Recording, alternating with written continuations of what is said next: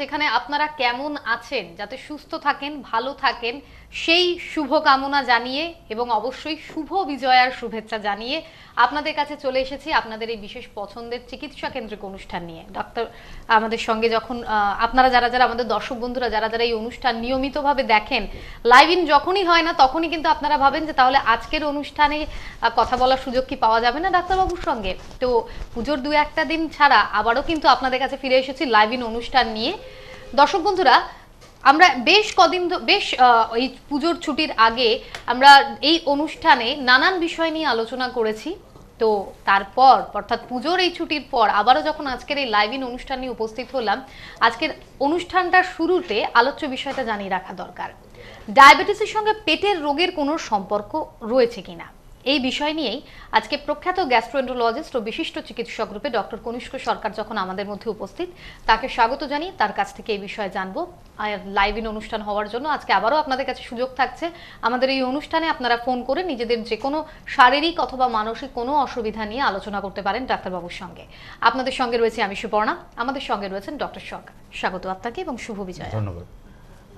আমার অতি প্রিয় দর্শক শ্রোতী মণ্ডলী সবার জন্য শুভ বিজয়ের শুভেচ্ছা রইল। সবাই সুস্থ থাকুন, সবাই আনন্দ থাকুন, সবাই ভালো থাকুন, এই জানিয়ে আজকে আমার বক্তব্য শুরু করব। গতদিন অনুষ্ঠানে আমি প্যাঙ্ক্রিটাইটিস নিয়ে আলোচনা শেষ করেছিলাম এবং আপনাদের অনুরোধে আমি একটা কথা বলেছিলাম সেদিন যে প্যাঙ্ক্রিটাইটিস থেকে প্যাঙ্ক্রিয়াস গ্ল্যান্ড অনেক সময় ক্ষতিগ্রস্ত হয়। তাতে যেহেতু প্যাঙ্ক্রিয়াসে সেই আইলেটস অফ ল্যাঙ্গারহ্যান্স মানে সেই কোষগুলো আছে যারা ইনসুলিন তৈরি করে, সেহেতু প্যাঙ্ক্রিয়াসের রোগ থেকে অনেক সময় ডায়াবেটিস রোগ শুরু হতে পারে। তো সেই সংক্রান্ত আলোচনার পরিপ্রেক্ষিতে আপনাদের কাছ থেকে অনেক প্রশ্ন পেয়েছি এবং পেটের রোগের সাথে প্যাঙ্ক্রিয়াসের রোগ এবং অন্যান্য পেটের রোগের সাথে ডায়াবেটিসের কোনো সম্পর্ক আছে কি না এই নিয়ে অনেকে প্রশ্ন করেছেন।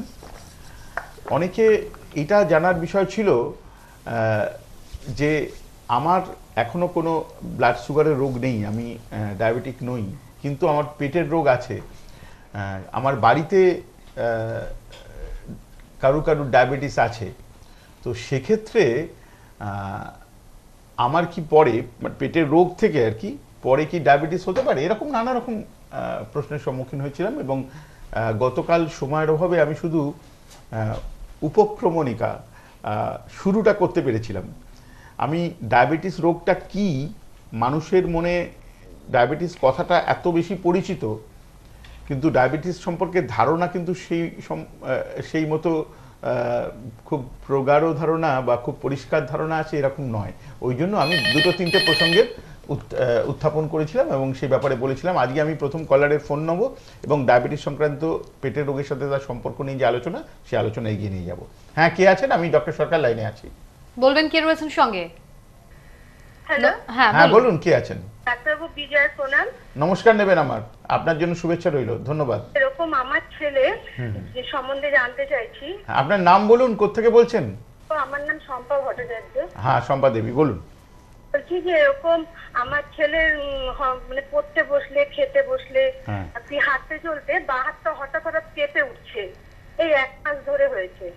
তা আমি আগের সপ্তাহে আমি চেষ্টা করলাম কিন্তু আমি ব্লাইন্ড পাইনি। আচ্ছা আচ্ছা, হ্যাঁ, তা আমি একটু জানতে চাইছি কেন এরকম হচ্ছে। আচ্ছা, আমার একটা জিজ্ঞাসা আছে, আপনার ছেলের বয়সটা একটু বলবেন? আমার ছেলের বয়স 13 বছর। এই যে কেঁপে উঠছে, এই সময়টা, কেঁপে ওঠার সময়টা কতক্ষণ লাস্ট করছে, মানে কতক্ষণ পরে আবার ঠিক হয়ে যাচ্ছে? মানে হঠাৎ 10 মিনিট বাদে বাদে। ও, একটুখানি করে কেঁপে তারপর আবার ঠিক হয়ে যাচ্ছে? হ্যাঁ, ঠিক হয়ে যাচ্ছে বা হাতটা শুধু।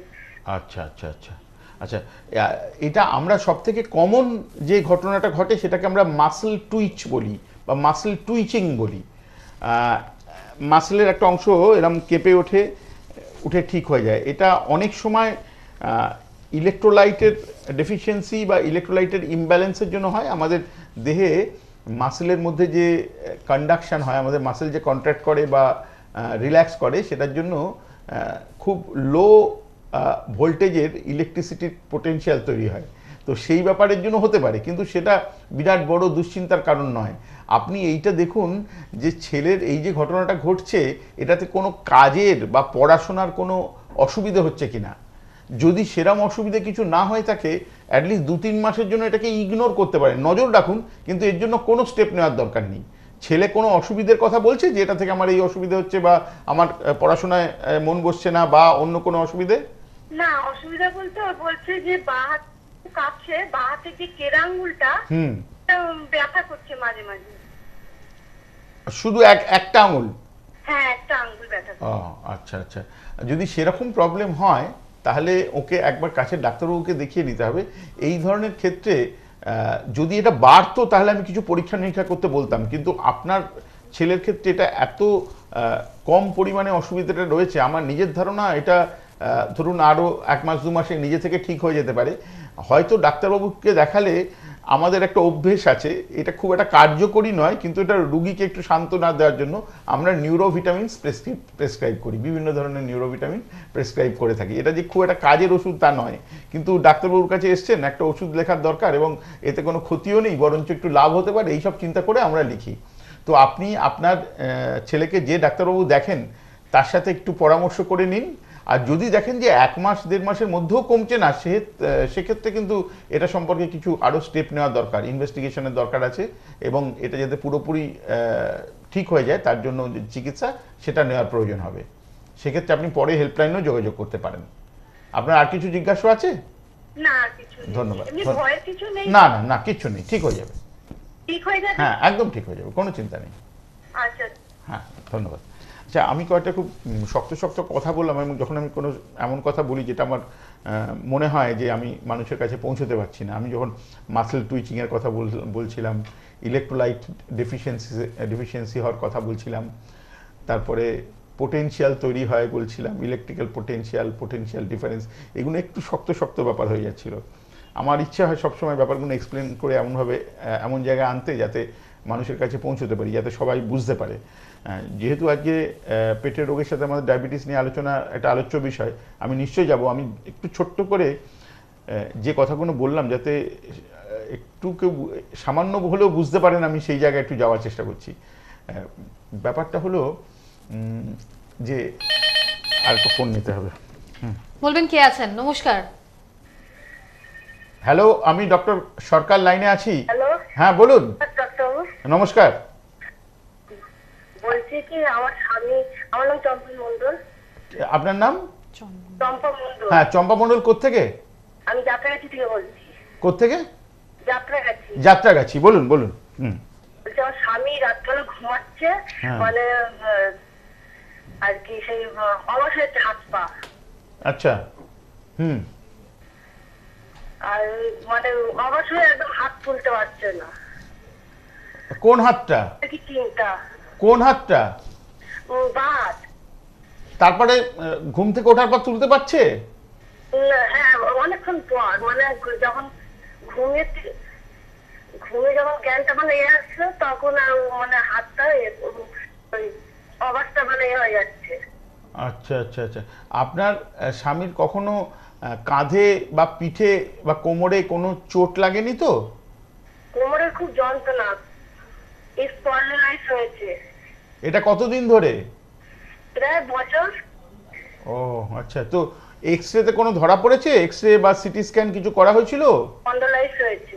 হ্যাঁ, সেটা তো হয়েছে, তারপরে চিকিৎসা করে সেটা ইমপ্রুভ করলো কিনা সেটা? ওইটা ওষুধ খেয়েছে, হ্যাঁ, কিন্তু তার জন্য মানে হাতটা ওরকমই হচ্ছে, অবাসই হয়ে যাচ্ছে।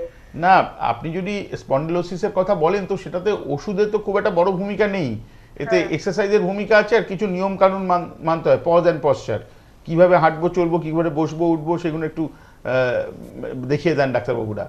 তো আপনার স্বামীর ক্ষেত্রে যখন এটা ধরা পড়লো, তারপরে ডাক্তারবাবুর যে চিকিৎসা সেটা নেওয়ার পরে আবার এক্সরে বা সিটি স্ক্যান কিছু করা হয়েছে? না না না না। ও আচ্ছা। আর এখন কোমরের ব্যথা আছে? না, অতটা নেই। ও আচ্ছা, বুঝিয়ে বলি, এই যে হাত অবশ হয়ে যাওয়ার কথা বলছেন, যদি এরকম হতো যে একবার একদিন কি দুদিন হয়েছে, সেটা অনেক সময় শোয়ার দোষে এমনভাবে শোয়া হলো যাতে হাতে যে নার্ভ গুলো আছে সেটার উপর চাপ পড়া বা ব্লাড সাপ্লাই কম হওয়া এরকম নানা কারণের জন্য হতে পারে, কিন্তু রেগুলার যদি এরকম হয় তখন আমরা খুঁজে বের করি যে শিরদাঁড়ায় যেখান থেকে মূলত এই নার্ভগুলোর সূত্রপাত, তো সেইখানে কোনো রকমের অসুবিধে হচ্ছে কিনা, তো সেইটা একটু মাথায় রাখার ব্যাপার আছে, যার জন্য আমি কোমরে ব্যথা বা পিঠে বা ঘাড়ে চোট পেয়েছিলেন কিনা জিজ্ঞেস করলাম। আপনার ওই যেটা স্পন্ডিলোসিসের কথা বলছেন, আমার মনে হচ্ছে এটা সার্ভিক্যাল স্পন্ডিলোসিস আছে, তো সেইটা পুরোপুরি সারলো কিনা ডাক্তারবাবুর সাথে পরামর্শ করে আরেকবার আপনার ইনভেস্টিগেশন করার প্রয়োজন আছে। ঠিক আছে, সেটা করুন, এবং কিছু এক্সারসাইজ ডাক্তারবাবু নিশ্চয়ই দিয়েছিলেন, সেগুলো আপনার স্বামী যদি না করে থাকেন সেইগুলো করতে হবে, সেগুলো করলে তবে এই ব্যাপারটা পুরোপুরি সারবে। অনেক ক্ষেত্রে পুরুষ মানুষদের ক্ষেত্রে যেখানে 48, 50, 55 বছর বয়স, সেই সব ক্ষেত্রে এই রকম অবসহা ভাব বা ব্যথা ভাব যদি বাঁ হাতে হয় তখন আমরা আরেকটা অ্যাঙ্গেলের কথা ভাবি, কিন্তু আমরা হার্টের প্রবলেমের কথা ভাবি, কিন্তু সেটার সঙ্গে আরও অন্য কিছু সিমটম থাকতে হয়, তো ওনার ক্ষেত্রে সেসব নেই। এটা আমার ধারণা যে সার্ভিক্যাল স্পন্ডিলোসিসের কথা উনি বলছেন সেই অসুবিধের একটা ফলশ্রুতি হিসেবে হচ্ছে। উনি এই ফোন করবার আগে আমি যে প্রসঙ্গে ছিলাম সেটাকে আমি একটু এগিয়ে নিয়ে যাব। আমি মাসেল টুইচিংয়ের কথা বললাম, মাসেল কন্ট্রাকশন বা রিল্যাক্সেশনের কথা বললাম, এবং তার মেকানিজম হিসেবে সেখানে ইলেকট্রিসিটি, খুব লো ভোল্টেজ ইলেকট্রিক পোটেনশিয়াল তৈরি হয়, পোটেনশিয়াল ডিফারেন্স তৈরি হয়, সে কথা বললাম। আমি সে আলোচনায় যাব, আমি আর একটা ফোন নেবো। যারা এই ব্যাপারে জানতে চাইবেন তারা একটু নজর রাখুন, আমি আজকেই এটা আলোচনা করব, কারণ এটা খুব ইম্পর্টেন্ট এবং এর একটা খুব হিস্টোরিক্যাল সিগনিফিকেন্স আছে। আমি আজকে যে আলোচনাটা করব সেটা। হ্যাঁ, কে আছেন লাইনে বলুন? হ্যাঁ, আমি তারকেশ্বর থেকে বলছি, বিশ্বজিৎ সেন। হ্যাঁ, বিশ্বজিৎ বাবু বলুন। হ্যাঁ স্যার, আমার তো ডান পায়ের হাঁটুতে নি সার্জারি হয়েছিল বছর 2012-তে। আচ্ছা। তারপরে এই রিসেন্ট 2-3 মাস আগে আমার বাঁ পায়ের হাঁটুর মাথায় একটা সিস্ট হয়েছিল, তো সেটা আমি অপারেশন করিয়েছিলাম। আচ্ছা। করার পর এখন যে প্রবলেমটা হচ্ছে যে ওই পায়েরই থাই মাসেল গুলো, থাই মাসেলের জায়গা জ্বালা জ্বালা করছে। আচ্ছা। ওই পায়ের আবার গাঁটের কাছে ওই জ্বালা জ্বালা করছে। রিসেন্ট একটা যেটা প্রবলেম হচ্ছে যে আপনার ওই গ্ল্যান্ডটা মানে কুচির ঠিক ওপরে আর কি গ্ল্যান্ড একটা ফুলে আছে, ডাক্তারবাবুকে আমি দেখিয়েছিলাম, ওই জায়গাগুলো যন্ত্রণা হচ্ছে। ওষুধও দিয়েছিলেন ডাক্তারবাবু, খেয়েছি, কিন্তু কিছু বুঝতে পারছি না। জ্বালাটা যে সবসময় হচ্ছে তা নয়, কিন্তু মাঝে মধ্যেই হচ্ছে জ্বালাটা। আচ্ছা আচ্ছা আচ্ছা আচ্ছা আচ্ছা আচ্ছা, বুঝতে পারলাম। আমাকে একটা প্রশ্নের উত্তর দিতে হবে। একটা, আপনি বললেন নি সার্জারি হয়েছিল, এই কথা বললেন, আমার কথা শুনতে পাচ্ছেন? হ্যাঁ, শুনতে পাচ্ছি। আর নি সার্জারি হয়েছিল বললেন তো, হাঁটুর সার্জারি, এ কথা বললেন তো? হ্যালো? হ্যাঁ, ডান পায়ের হাঁটুতে হয়েছিল। হাঁটুতে ওটা না, আমি বলছি হাঁটুর সার্জারি হয়েছিল বললেন তো? হ্যাঁ, সার্জারি হয়েছিল। এটা কি নি রিপ্লেসমেন্ট সার্জারি? না না না, নি রিপ্লেসমেন্ট সার্জারি নয়, কোনো একটা সার্জারি হয়েছিল, এই কথা বলছেন আপনি? হ্যাঁ হ্যাঁ হ্যাঁ। আচ্ছা, ঠিক আছে। এবার এর ফলশ্রুতি হিসেবে এই অসুবিধাগুলো হচ্ছে, এটা আপনার মনে হচ্ছে না এটা আলাদা প্রবলেম? না, এটা মানে তখন সার্জারিটার সময় আমার কোমরে ইনজেকশন করা হয়েছিল। হ্যাঁ হ্যাঁ হ্যাঁ। তো এইবারে যেটা প্রবলেম হচ্ছে এটা ডান পায়ের হাঁটুতে, ডান পায়ের হাঁটুর মাথায় একটা সিস্ট হয়েছে অনেক দিনের। হ্যাঁ হ্যাঁ হ্যাঁ। ফেটে গেছিল, ফেটে ওটা থেকে অনেক বর্জ্য পদার্থ দুর্গন্ধযুক্ত বেরিয়েছিল। তারপরে ওটা কমে গেছিল, তারপরে আবার আস্তে আস্তে বাড়ছিল বলে আমি ডাক্তার দেখিয়েছিলাম, তো উনি বললেন এটা অপারেশন করিয়ে নিতে। আমি অপারেশন করিয়ে নিয়েছি। তো এখন যেটা হচ্ছে ওই জায়গাটা ভেতরটা মাঝে মধ্যে কুটকুট করছে, মাঝে মধ্যে চিনচিন করছে, এবং ওই থাইটা মানে জ্বালা জ্বালা করছে। বুঝেছি বুঝেছি। প্রথম কথা হচ্ছে যে ওই হাঁটুর যেখানে অপারেশন হয়েছে সেই জায়গাটাকে পরিষ্কার পরিচ্ছন্ন রাখা এবং সেটাকে অন্তত 3 সপ্তাহ রেস্টে রাখা, সেই যে ডাক্তারবাবুর পরামর্শ সেটা মেনে চলেছিলেন যে অন্তত কিছুদিন? আচ্ছা আচ্ছা আচ্ছা, এটা এর পরে এই অসুবিধাগুলো শুরু হচ্ছে, তাই তো? পরে। বুঝতে পারছি। যদি এই ধরনের প্রবলেম ঘটে, আমার যতদূর ধারণা, এইটুকুনি শুনে আমার যা মনে হচ্ছে, ওইখানে আপনার কোনো নতুন একটা উপদ্রব শুরু হয়েছে যেটার সাথে সার্জারির বোধহয় কোনো সম্পর্ক নেই। এইটা 1 নম্বর কথা। দ্বিতীয় হচ্ছে আপনার ব্লাড সুগার আছে কিনা সেটা একটু দেখে নেওয়া দরকার। অনেক ক্ষেত্রে হয় কি, আমি জানি না আপনি দেখেছেন কিনা, যে কোনো সার্জারি বা যে কোনো প্রসিডিওর, অপারেটিভ প্রসিডিওর, যাদের একটু সুগারটা বেশি থাকে তাদের একটা কমপ্লিকেশনের সুযোগ বেশি থাকে এবং পায়ের তলায় জ্বালা থেকে শুরু করে হাঁটুতে ওই যেটা আপনি বললেন কটকট ভাব বা একটু ব্যথা ব্যথা যন্ত্রণা ভাব, এগুলো লং টার্ম যাদের সুগার বেশি থাকে তাদের ক্ষেত্রে একটা সিমটম। তো সেরম আপনার কোনো ঘটনা মানে ব্লাড সুগার বেশি অসুবিধা নেই তো? হ্যাঁ ডাক্তার, সুগারটা মেপেছিলাম, সুগারটা কন্ট্রোলের মধ্যেই আছে, আমার ইউরিক অ্যাসিডটা 7.31 আছে। ঠিক আছে ঠিক আছে, ওটা ওটা ফ্যাক্টর না, 7.31 ঠিক আছে। যেটা এইটুকুনি বলার পরে আমি বলবো যদি আপনার এই প্রবলেমটা পারসিস্ট করে, লোকাল অ্যাপ্লিকেশনের জন্য যদি ডাক্তারবাবু আপনাকে কোনো মলম দিয়ে থাকেন সেটা ব্যবহার করা, এবং তাতে যদি না কমে তাহলে এটা থেকে আবার ইনভেস্টিগেশন করার প্রয়োজন আছে। মানে আমি নতুন করে অন্য কোনো দিকে এটাকে চিকিৎসা করবার কথা বলবো না, যে ডাক্তারবাবু সার্জারি করেছেন তার সাথে একবার যোগাযোগ করার কথাই বলবো। ঠিক আছে, যদি আপনার আরও কোনো প্রশ্ন থাকে আমার হেল্পলাইনও ফোন করতে পারেন, আমি সেক্ষেত্রে সেটা জবাব দেবো। ঠিক আছে, ধন্যবাদ ধন্যবাদ। আচ্ছা আমি একটা ফোন নিই, আরো একটি ফোন নিয়ে নেব। হ্যাঁ, বলুন কে কে আছেন? আছেন?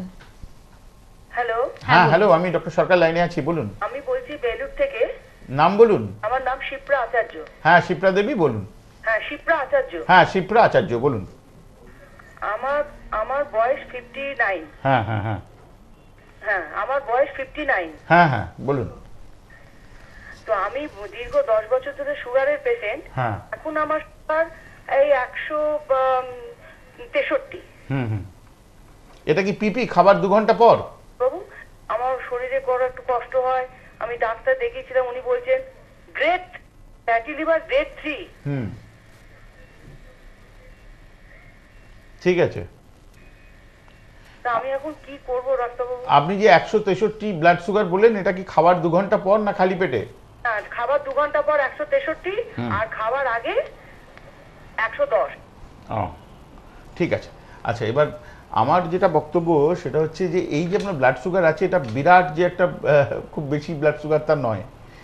আর আপনার যে ফ্যাটি লিভার গ্রেড 3 রয়েছে, এটাও বেশি দুশ্চিন্তার কোনো কারণ নয়। দুটোরই একটা প্রথম যেটা ডাক্তারবাবুরা আমরা অ্যাডভাইস করি সেটা হচ্ছে যদি অন্য কোনো অসুবিধে না থাকে তাহলে সকালে বা সন্ধে 3 থেকে 4 কিলোমিটার হাঁটতে যেতে হবে। নিশ্চয়ই আপনাকে ডাক্তারবাবু বলেছেন। হ্যালো, আমার কথা শুনতে পাচ্ছেন? হ্যাঁ, শুনতে পাচ্ছি ডাক্তার। আপনি সকালে বা সন্ধে হাঁটতে বেরোচ্ছেন? হ্যাঁ, আমি সকালবেলা বেলুর মঠ হাঁটি। বাহ, কতটা কতটা হাঁটেন? আমি এই 1 থেকে 1.5 কিলোমিটার হাঁটি। ওটা একটু বাড়াতে হবে, মিনিমাম 4 কিলোমিটার, মানে 3 থেকে 4 কিলোমিটার মধ্যে আনতে হবে, 3 থেকে বাড়িয়ে 4 কিলোমিটার। আপনি 1 মাসের মধ্যে হাঁটাটা একটু বাড়িয়ে দিন, আপনার এইসব প্রবলেম সব will be matter of past. আমার ফিজিশিয়ান। হ্যাঁ আমি শুনতে পাচ্ছি, বলুন।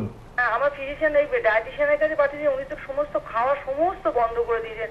আমার শুধু ঝোল, পাতলা ঝোল আর ওই ডালের মধ্যে সবজি দিয়ে খেতে ভালো লাগছে না। স্বাভাবিক স্বাভাবিক, এটা 5-7 দিন 15 দিন চলতে পারে, তার থেকে বেশি চলবে না। এই আপনি যা যা বললেন এর জন্য একটা আলাদা বিশেষ চিকিৎসা আছে, তাতে আপনি খাওয়া দাওয়া অনেক লিবারেলি করতে পারবেন। যদি সেই চিকিৎসা আপনাকে ও ডাক্তারবাবু দেন বা ডায়েটিশিয়ানের সাথে পরামর্শ করে দেন, আপনি পুরোপুরি সুস্থ থাকবেন এবং এই প্রবলেমটাও সলভ হয়ে যাবে। যদি আপনি দেখেন যে ওখানে সেই চিকিৎসাটা পাওয়ার আপনার অসুবিধা হচ্ছে, আমার হেল্পলাইনে ফোন করলে আমি গাইড করবো কীভাবে পাওয়া যেতে পারে বা কী ধরনের চিকিৎসা, সেটা আমি বলবো আপনাকে। ঠিক আছে, আর কিছু জিজ্ঞাসা? আচ্ছা ডাক্তার, তাহলে আমি আপনার হেল্পলাইনে করে আপনাকে একবার দেখ। ওকে, থ্যাংক ইউ। আচ্ছা আমি যে জায়গাটা ছিলাম আমি সেটা বলি। আমি বারবার এই মাসেল টুইচিংয়ের কথা বলছি।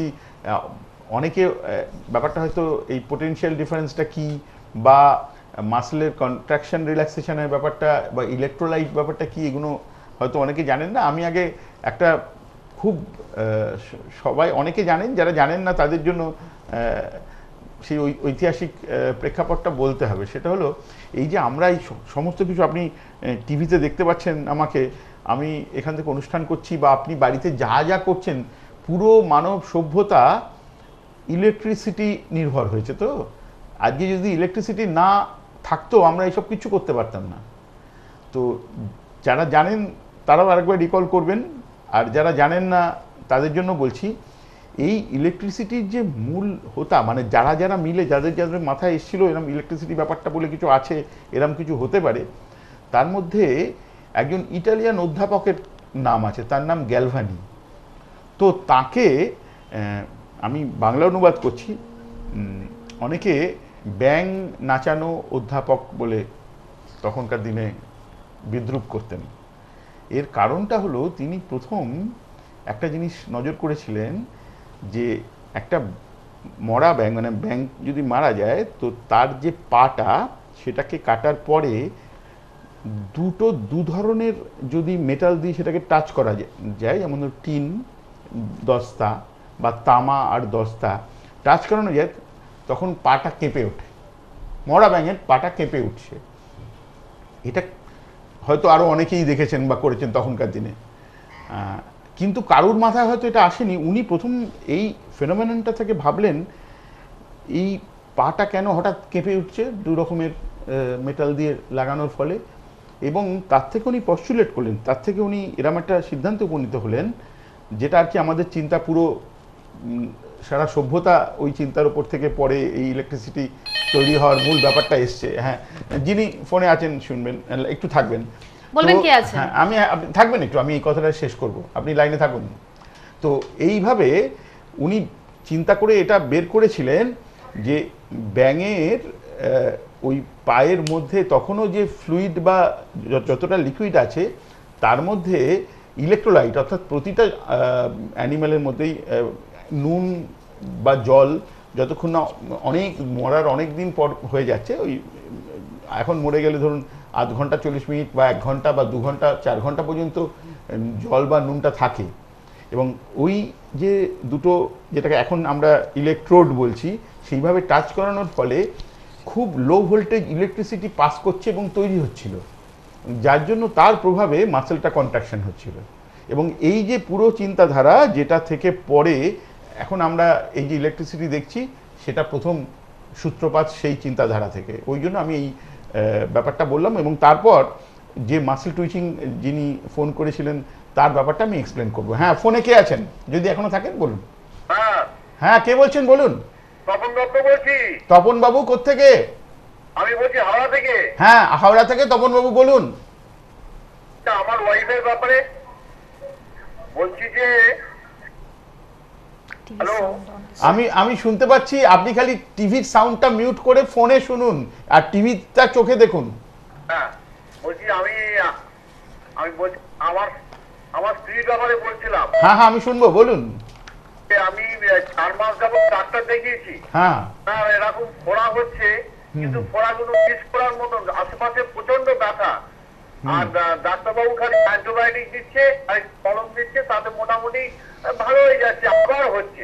এইরকম করে 4 মাস যাবত আমি ভুগেছি, কিন্তু কিছু পাওয়া হয়নি। তারপর এখনো ফোড়া হচ্ছে না? এখন ফোড়া ঠিক হয়ে গেছে? এখনো ফোড়া হচ্ছে। আচ্ছা আচ্ছা, আমি একটা কথা জিজ্ঞেস করব, এই যে ফোড়া হচ্ছে এই ফোড়াতে খুব বেশি ব্যথা হয় না শুধু? প্রচন্ড ব্যথা। আচ্ছা আচ্ছা, এখানে ব্লাড সুগার পরীক্ষা করা হয়েছিল একবারও? আগে হ্যাঁ ডাক্তার, ব্লাড সুগার পরীক্ষা করিয়েছি, ডাক্তারবাবু বলেছেন পরীক্ষা করিয়েছি, তাতে সুগার নেই। এখন যে ওষুধপত্র দেওয়া হচ্ছে সেই ওষুধপত্র কি প্রথম থেকেই চালু হলো না এটা নতুন নতুন অ্যান্টিবায়োটিক দেওয়া হচ্ছে? নতুন অ্যান্টিবায়োটিক, দুটো ডাক্তার চেঞ্জ করে। ও আচ্ছা আচ্ছা, বুঝতে পারছি। ঠিক ঠিক। আচ্ছা, একটা ব্যাপারটা পরিষ্কার করে দিচ্ছি, এক্ষেত্রে এই যে ফোঁড়া আপনি বলছেন, আমাদের ভাষায় আমরা বয়েলস, কার্বাঙ্কেলস বা ফারাঙ্কেলস এইসব কথাগুলো ব্যবহার করি। মূলত এগুলো স্ট্রেপ্টোকক্কাস বা স্ট্যাফাইলোকক্কাস এই জাতীয় ইনফেকশন থেকে হয়, এবং সেই ইনফেকশনগুলো স্কিনের যখন যে জায়গাটা হয়, যে অ্যান্টিবায়োটিক আপনি মুখে খাচ্ছেন সেটা স্কিনের সেই জায়গায় পৌঁছচ্ছে কিনা এটা খুব বড় ইস্যু। অর্থাৎ অনেক সময় হয় কি, সেই অ্যান্টিবায়োটিক হয়তো অন্য জায়গায় খুব ভালো কাজ করে, কিন্তু চামড়ার ইনফেকশনের ক্ষেত্রে বা এই ফোড়ার ক্ষেত্রে ভালো কাজ নাও করতে পারে। এর জন্য বিশেষ কিছু চিকিৎসা আছে, কিছু ডিসপেন্সড মলম আছে, এবং যদি এমন কিছু অ্যান্টিবায়োটিক আছে যেগুলো স্কিনে পৌঁছবে, সেরকম যদি চিকিৎসা দেওয়া যায় এটা পুরোপুরি সেরে যাবে, প্রোভাইডেড ব্লাড সুগার নর্মাল আছে। এক্ষেত্রে আমি একটা কথা বলি, প্রচুর রুগী এরকম বলেন, মানে যারা পেটের রোগ দেখাতে আসেন এরকম প্রচুর ব্যথা ফোঁড়া নিয়ে আসেন, এসে বলেন যে ডাক্তারবাবু আমি এরকম অনেককে দেখিয়েছিলাম সারছে না, আপনার কাছে এসেছি এই কারণের জন্য যে কেউ বলেছেন বা আরও কোনো ডাক্তার বা অন্য কোনো প্যাথির ডাক্তার বলেছেন তোমার ব্লাডটা পিউরিফাই করা দরকার। এরকম অনেকের ধারণা যে ব্লাডটা পিউরিফাইড হচ্ছে না বলে এরকম বারবার ফোঁড়া হচ্ছে। আবার অনেকের ধারণা হচ্ছে পেট গরম হয়ে যাওয়ার জন্য ফোঁড়া হচ্ছে। এই যে ধারণাগুলো, এইগুলোর হয়তো কোনো অন্যরকম অন্য প্যাথিতে কোনো এক্সপ্লেনেশন আছে, অ্যালোপ্যাথিতে আমরা এইভাবে ভাবি না, এটা একটা ইনফেকশনের ব্যাপার এবং এটা ওষুধপত্র মানে বিশেষ অ্যান্টিবায়োটিক লোকাল এবং মুখে খাওয়ার এবং তার সাথে আর কিছু কিছু নিয়ম মানার, তাতে পুরোপুরি চলে যাবে। অর্থাৎ বেশি দুশ্চিন্তা করার কারণ নেই। দুশ্চিন্তা আছে একমাত্র সেক্ষেত্রে যাদের ডায়াবেটিস আছে এবং তার সাথে এই ধরনের ঘটনা ঘটছে, সেক্ষেত্রে সুগার নিয়ন্ত্রণ না করলে শুধু অ্যান্টিবায়োটিক খাওয়ার এবং মলম এবং অন্যান্য ওষুধে এটা ঠিক হয় না। আমি বোঝাতে পেরেছি? কিছু জিজ্ঞাসা আছে? হ্যাঁ, তাই জন্য বলছি তাহলে এর জন্য যে বিশেষ চিকিৎসা সেটা নিতে হবে। হ্যাঁ, সুগার তো নেই, কিন্তু যে চিকিৎসাটা আপনি নিচ্ছেন সেই চিকিৎসা সারবে না। আমি সেটাই বললাম, এর জন্য বিশেষ কিছু চিকিৎসা আছে, সেটা নিলে তবে সারবে। সেক্ষেত্রে এমন কিছু মলম এবং অ্যান্টিবায়োটিক যেটা ওইখানে লোকালি কাজ করবে তবেই সেটা সারবে, না সারবে না। ঠিক আছে, আমি বোঝাতে পেরেছি? আর কিছু জিজ্ঞাসা আছে? আচ্ছা, ঠিক আছে, ধন্যবাদ। আচ্ছা, এখানে বলে রাখি, বলবেন কে আছেন? নমস্কার। হ্যালো। হ্যাঁ, আমি ডক্টর সরকার লাইনে আছি, বলুন। হ্যালো, নমস্কার। নমস্কার। হ্যাঁ, আমি বাজারে থেকে শিলা মুখার্জি বলছি। হ্যাঁ, শিলা দেবী বলুন। হ্যাঁ বলুন। হ্যাঁ, বলছি আমি না খুব মোটা হয়ে যাচ্ছি। আচ্ছা। হ্যালো। হ্যাঁ হ্যাঁ হ্যাঁ হ্যাঁ মোটা হয়ে যাচ্ছে, আর আমার সুগার আছে, এটা হচ্ছে 200, হ্যাঁ না হয়ে হচ্ছে 108। কিন্তু আমি দিনে দিন খুব মোটা হয়ে যাচ্ছি। হ্যাঁ, আপনার ওয়েটটা বলুন, ওজনটা কত? ওজন আছে, ওজন 178। না না, এত বেশি 178 কি করে হবে? আপনি ঠিক করে বলুন আপনার ওজনটা কত? ওজন কত? 78। হ্যাঁ হ্যাঁ, শুধু 78 কেজি। হ্যাঁ হ্যাঁ, আপনার হাইট কত হবে? আমার হাইট 5 ফুট। হ্যাঁ, তাহলে আপনি হ্যাঁ অনেকটা ওভারওয়েট আছেন। হ্যাঁ, এবার বলুন আপনার অসুবিধাটা কি বলুন। আমি খুব মোটা হয়ে যাচ্ছি। হ্যাঁ, হয়ে যাচ্ছি, আর রাতে একদম ঘুম হচ্ছে না, ঘুম হয় না। হ্যাঁ হ্যাঁ, আর একদম ঘুম হচ্ছে না, খুব বারবার ইউরিনটা হচ্ছে। হ্যাঁ হ্যাঁ, আর কোমরে গা হাত পায়ে ব্যথা, পেটছাপের জায়গায়। হাঁটু ব্যথা আছে। হ্যাঁ হ্যাঁ হ্যাঁ, হ্যাঁ হ্যাঁ, খুব ব্যথা। ব্যথা, চুলকুনি হচ্ছে পেচ্ছাপের জায়গায়, এরকম গরম ভাব বা চুলকুনি এরকম প্রবলেম হতে পারে। প্রথম কথা হচ্ছে যে কোনো মতেই এই ওজন অ্যালাউ করা যাবে না। ওজন কমানোর জন্য আপনি কি করছেন? করিনি ডাক্তারবাবু। এখনো করেননি? আচ্ছা, যে ওষুধ দিয়েছে, ওষুধ খাচ্ছি। তাতে ওজন কমছে? না, ওজন কমেনি। উনি না উনি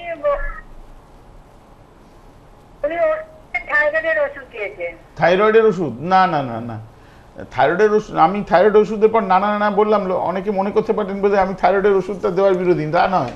মানে হ্যাঁ, আমি আমার কথা মন দিয়ে শুনুন। আপনার যেহেতু ব্লাড সুগার আছে, আপনার হাইট বেশি নয়, অথচ ওজন এতটা বেড়ে গেছে, এক্ষেত্রে যুদ্ধকালীন ভিত্তিতে ওজন কমাতে হবে। এবং অনেকে যদি এরকম ভাবেন যে এই ক্ষেত্রে একটু ডায়েট করে আর একটু হাঁটাহাঁটি করে ওজন কমবে, একদম কমবে না। এক্ষেত্রে বিশেষ ওষুধের চিকিৎসার সাহায্য নিতে হবে এবং সেই চিকিৎসার সাহায্য নিলে তবে এই ওজনটা কমবে। এবং ওজনটা এবং ডায়াবেটিস একে অপরকে বাড়াচ্ছে, অর্থাৎ যদি আপনি ওজনটা না কমাতে পারেন ডায়াবেটিস কমবে না। একই সাথে ডায়াবেটিস কমানোর এবং ওজন কমানোর চিকিৎসাটা নিলে তবেই জিনিসটা ভালো হবে এবং আপনি সঠিক রাস্তায় এগোচ্ছেন বুঝবেন তখন যে প্রতি মাসে অন্তত 2 কেজি, খুব কম করে 2 কেজি ওজন যদি আপনার প্রতি মাসে কমাতে পারেন এবং আপনার টার্গেট ওজন যেটা সেটা হচ্ছে 61-62 কেজি, এই ওজনে যদি চলে আসতে পারেন আপনার প্রবলেম সলভ হবে। আপনি আপনার ডাক্তারবাবুর সাথে পরামর্শ করে দেখুন, যদি এটাতে সলভ না হয় আমার হেল্পলাইনে ফোন করুন। এর জন্য বিশেষ যে চিকিৎসা আছে সে ব্যাপারে আমি আলোকপাত করবো এবং পুরোপুরি ঠিক হয়ে যাবেন এটা। আমি সেটাই তো, রোগা ওজন কমার মানেই তো রোগা হওয়া। আপনি, আমি বললাম যে যে বিশেষ চিকিৎসা আছে তাতে অন্তত মাসে 2 কেজি ওজন কমবে, অর্থাৎ 10 মাসে 20 কেজি ওজন কমবে এবং সেটাই টার্গেট। ঠিক আছে, যদি সঠিক চিকিৎসাটা নেওয়া যায় তাহলে। এবার যেখানে আপনি চিকিৎসা করছেন সেটা, হ্যাঁ বলুন। অবশ্য, ঠিক ঠিক আছে, ধন্যবাদ। আচ্ছা, আমি নিজে কিন্তু কিছু বলার সুযোগ পাচ্ছি না, শুধু আপনাদেরই উত্তর দিচ্ছি। হ্যাঁ, কে আছেন বলুন। নমস্কার ডাক্তারবাবু। হ্যাঁ নমস্কার, কে কথা বলছেন? খড়গপুর থেকে পিন্টু কাপড়ি কথা বলছি। পিন্টু বাবু? পিন্টু বাবু খড়গপুর থেকে। হ্যালো। হ্যাঁ পিন্টু বাবু, আপনি আপনার যে টিভিটার ভলিউম মিউট করে আপনার ফোনে শুনুন। হ্যাঁ ফোনে শুনুন। হ্যাঁ বলুন। বলছি স্যার আমার এজ হচ্ছে 39। হ্যাঁ প্রায় 2-3 বছর আগে একটা অন্য ব্লাড টেস্ট করতে গিয়ে বিলিরুবিন 2.1 এরকম এসেছিল আর কি। তো ডাক্তারকে দেখালাম খড়গপুরে, তো উনি এমনি ওই লিভার ফাংশন টেস্ট ইত্যাদি করতে দিয়েছিলেন। হ্যাঁ ওই রিপোর্টগুলো কিন্তু নর্মালি আছে। হ্যাঁ একটা ওষুধ দিয়েছিলেন, ওষুধটা 3-4 মাস খাওয়ার পরে আবার যখন ব্লাড টেস্ট করি ওটা বিলিরুবিনটা 1.89 এইরকম একটা রেঞ্জে দাঁড়িয়ে আছে। এরকম মানে প্রবলেম বা অন্য কিছু আমি কিন্তু ফিল করেছি না। তো তারপরে মাস তিনেক একটা ওষুধ খাওয়ার পরে ওষুধটা চেঞ্জ করে আয়ুর্বেদিক মেডিসিন উনি দিয়েছিলেন, মনে করতে পারছি না, ওটাও খেয়েছিলাম 6 মাস। তারপরেও কিন্তু খুব একটা বিলিরুবিন লেভেলটা নামছে না।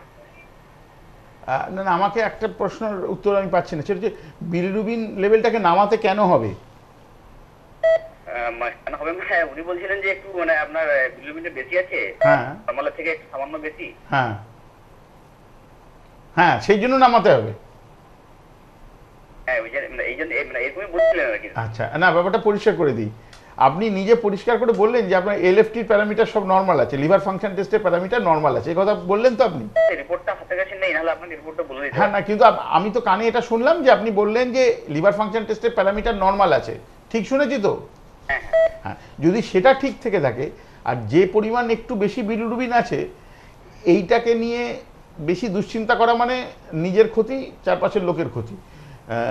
গিলবার্ট সিনড্রোম বলে একটা বিশেষ ফেনোমেনন আছে, এটা অসুখ নাও হতে পারে, অনেকের ক্ষেত্রে জেনেটিক কারণের জন্য বিলিরুবিন লেভেল একটু বেশি থাকে।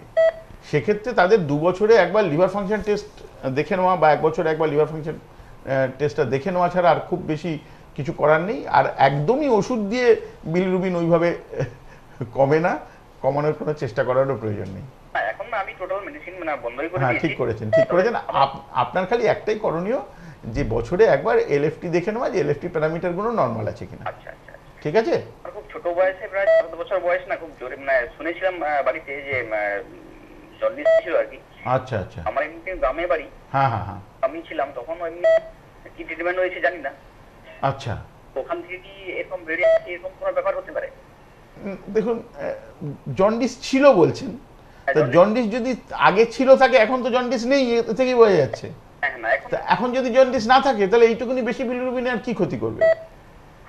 বিলিরুবিন বেশি বেড়ে গিয়ে যদি জন্ডিস হয় তাহলে সেটা ক্ষতিকর। তাহলে এখানে আমাকে একটা কথা নিশ্চয়ই বলে দিতে হবে, বিলিরুবিন কত বেশি বেড়ে গেলে জন্ডিস হয়।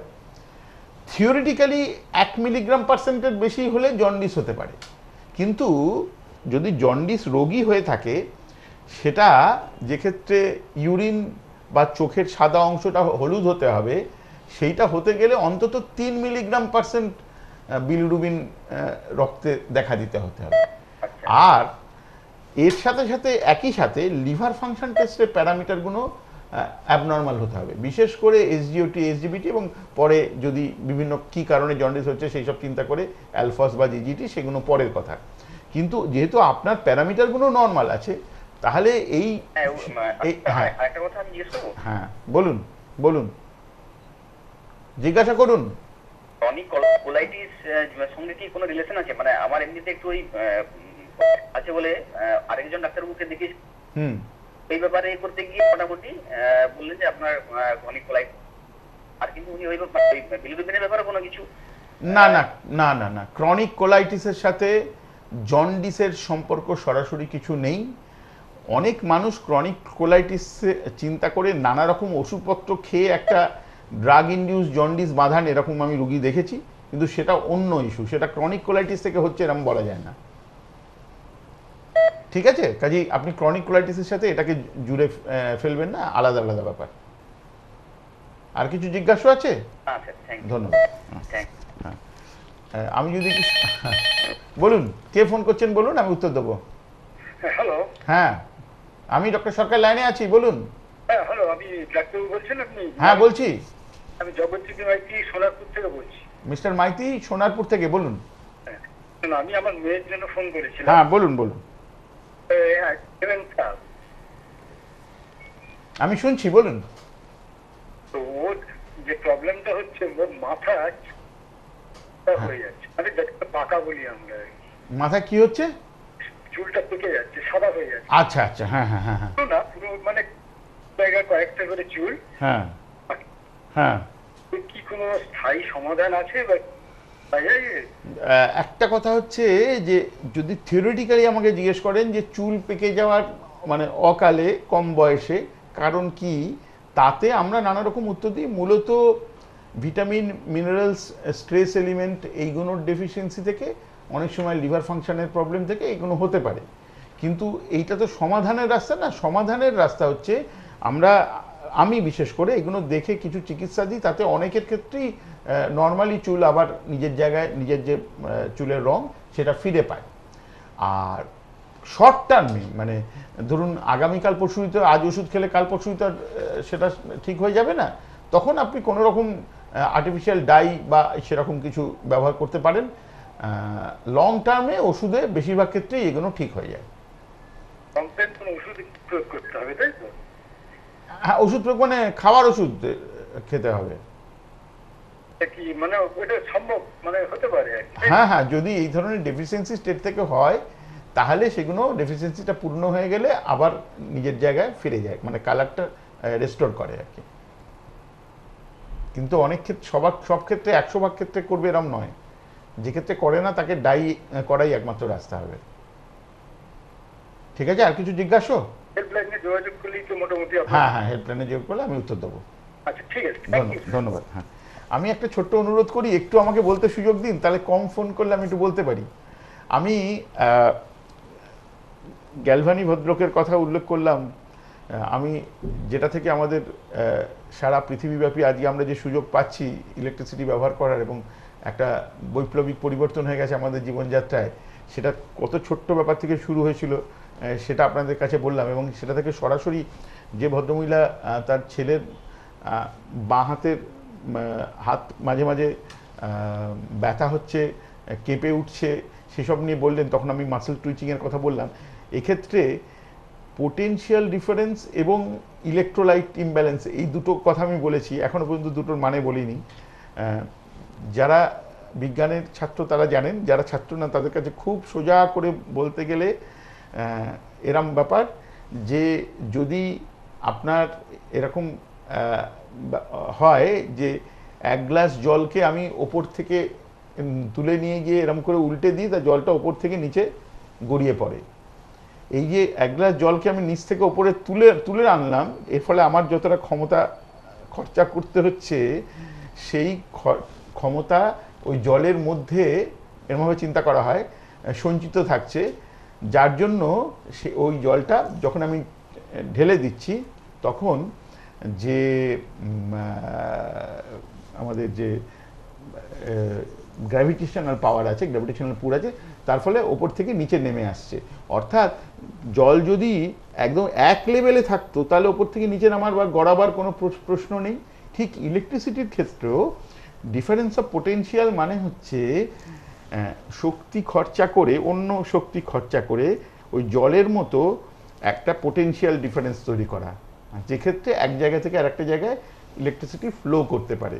ওই পোটেনশিয়াল ডিফারেন্সের একদম সোজা বোঝবার রাস্তাটা আমি ওই জলকে একই লেভেল থেকে আরেকটু অন্য ওপরে তুলে নেওয়ার কথা এইভাবে বলবার চেষ্টা করলাম, যেটাতে পোটেনশিয়াল ডিফারেন্সটা কিছুটা বোঝা যায়। পরে যদি সময় থাকে আরও বুঝবো, যদি এটা পুরো আমাদের সাবজেক্টের থেকে একটু দূরে হয়ে যাচ্ছে। কিন্তু প্রতিটা আমাদের ডাক্তারির ক্ষেত্রেই একদম আমাদের বিজ্ঞান অঙ্গাগ্নিভাবে জড়িত হয়ে রয়েছে।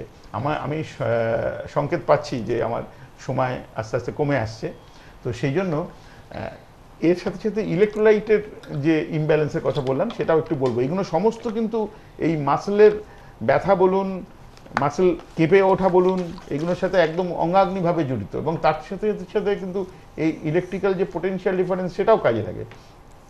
পুরোটা একটা বিশাল বড় গল্প, সেটা পরের দিন বা অন্য দিন হবে। তো এবার ইলেকট্রোলাইটের যে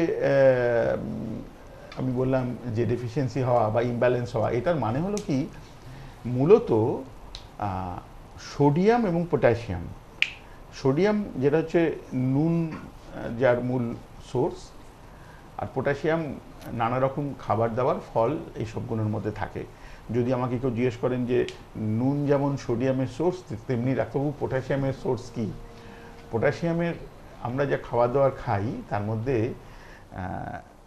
ডাবের জল হলো পটাশিয়ামের একটা খুব ভালো সোর্স, কলা হলো পটাশিয়ামের একটা খুব ভালো সোর্স, আর এছাড়া যে সন্ধব লবণ বলা হয় সেটার মধ্যেও পটাশিয়াম আছে, সেটাও একটা পটাশিয়ামের সোর্স। এছাড়া এখনকার দিনে তো আমরা একদম রিফাইন্ড নুন খাই, আগেকার দিনে মুদিখানার দোকানে বস্তার মধ্যে যে রিফাইন না করা যে নুন থাকতো তার মধ্যে সোডিয়াম ক্লোরাইড ছাড়াও নানা রকম অন্য অন্য সল্ট থাকতো, তার মধ্যে পটাশিয়াম ক্লোরাইডও থাকতো। তো সেটাও একটা সোর্স ছিল তখনকার দিনে। তো সোডিয়াম বা পটাশিয়াম এই যে ইলেকট্রোলাইটগুলো, এগুলো আমাদের দেহের সমস্ত কাজকর্ম যে চলছে তার পেছনে যে একটা বিরাট বড় কেমিস্ট্রি আছে, বড় বড় কেমিক্যাল ফ্যাক্টরি আছে, সেগুলো সত্যি গল্পের মতো খুব ইন্টারেস্টিং। তো সেই সব কেমিক্যাল ফ্যাক্টরির যে মূল রসদ, একটা রসদ হলো জল, দ্বিতীয় এবং তৃতীয় রসদ হলো এই ধরনের ইলেকট্রোলাইটস, যেগুলো ছাড়া চলতে পারে না। এবং এই ইলেকট্রোলাইটসের বিভিন্ন জায়গায় বিভিন্ন রকম ভূমিকা, একটু উদাহরণ দিলে বুঝতে পারা যাবে। যেমন ধরুন, আপনি যে টিভিতে এই অনুষ্ঠানটা দেখতে পাচ্ছেন কারণ আপনার চোখটা খোলা আছে বলে। চোখটা খোলা কেন আছে? কারণ চোখের পাতাটা আপনি খুলতে পাচ্ছেন। এরকম কারোর কোনো অসুখ বা অসুবিধা হতে পারে যে খুব পটাশিয়াম ডেফিসিয়েন্সি হয়ে গেল, অথবা আরও কোনো অসুবিধা হলো, তাতে কিন্তু চোখটা খুলতেই পারবেন না, যদিও আপনি সমস্ত কানে সব শুনতে পাচ্ছেন, মাসেলের পাওয়ার একদম উইক হয়ে যাবে। সেরকম হতে পারে পটাশিয়াম যদি খুব বেশি ডেফিসিয়েন্ট হয়ে যায় কারো। এরকম বিভিন্ন বিভিন্ন ঘটনা ঘটতে পারে। আগামী দিন আসবো। সামান্য সময়ের মধ্যে আজকে যে মূল উদ্দেশ্য ছিল যে আমাদের পেটের রোগের সাথে ডায়াবেটিসের সম্পর্ক নিয়ে, আমি খালি একটা কথা বলে আগে শেষ করব, আগামী দিন এটা নিয়ে আলোচনা হবে। সেটা হলো, ডায়াবেটিস রোগ নিয়ে প্রচুর কথাবার্তা হয়েছে। আমি আগের দিন ডায়াবেটিস রোগে ব্লাড সুগার লেভেলটা কত নর্মাল লেভেল সেটা আমি বলেছিলাম ফাস্টিং সবসময় 110 মিলিগ্রাম% বা তার তলায় থাকতে হবে, এবং পোস্টপ্রান্ডিয়াল খাবার 2 ঘন্টা পরে 140 মিলিগ্রাম বা তার তলায় থাকতে হবে। আমি আগের দিন এটাও বলেছিলাম যে রেনাল থ্রেশহোল্ড ভ্যালু কাকে বলে, 180 মিলিগ্রাম% ব্লাড সুগার লেভেল, যেটাকে রেনাল থ্রেশহোল্ড বলি, মানে যেটার ওপরে যদি ব্লাড সুগার চলে যায় তাহলে ইউরিনের সুগার চলে আসে। পরের দিন হয়তো আরেকটু আলোচনা করবো এইসব কথাগুলো। এই কারণের জন্য বলছি যে ডায়াবেটিস তো একটা বিভিন্ন দেহের অনেক অনেক অঙ্গকে বিভিন্ন রকম হানিকর তার প্রভাব আছে, অঙ্গকে প্রভাবিত করে। তো সেই জন্য পেটের রোগের সাথে ডেফিনেটলি দুদিক দিয়েই ডায়াবেটিসের সম্পর্ক আছে। ক্রনিক পেটের রোগ থেকে যে অ্যাংজাইটি হয় সেটা থেকে ডায়াবেটিস হতে পারে, আবার ডায়াবেটিস থেকে বিভিন্ন পেটের রোগ বাড়তে পারে। সেটা আগামী দিনের জন্য তুলে রাখছি, কারণ আজকে আমাদের সময় একদম সংক্ষিপ্ত। অবশ্যই তাই। আজকের মতো অনুষ্ঠান এই অবধি। প্রত্যেকে ভালো থাকবেন। zengatv.com ওয়েবসাইট লগ ইন করে সৃষ্টি প্লাস দেখতে পাবেন, এবং অবশ্যই আবারও আগামী সপ্তাহে এই অনুষ্ঠান দেখার সুযোগ থাকবে আপনাদের। প্রত্যেকে ভালো থাকবেন। ডাক্তারবাবুকে ধন্যবাদ। আমাদের দর্শক বন্ধুদের নমস্কার। নমস্কার।